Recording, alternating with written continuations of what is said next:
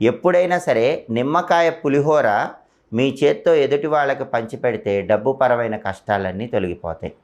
నిమ్మకాయ పులిహోర తీసుకున్న వాళ్ళకి దోషాలు తొలగిపోతాయి, ఇచ్చిన వాళ్ళకు కూడా దోషాలు తొలగిపోతాయి. ఆ శక్తి నిమ్మకాయ పులిహోరకు మాత్రమే ఉంది. కాబట్టి పులిహోర పంచిపెట్టేటప్పుడు చింతపండు పులిహోర కాకుండా నిమ్మకాయ పులిహోర పంచిపెట్టాలి.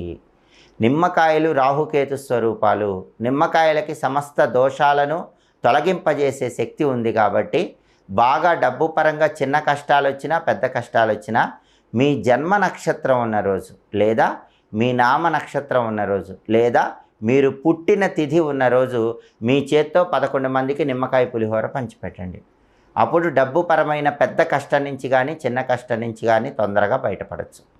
అలాగే డబ్బు పరంగా ఒక కష్టం వచ్చినప్పుడు ముష్ట ముద్ర అని ఒక ముద్ర ఉంటుంది. ఆ ముద్ర ఏంటంటే మీ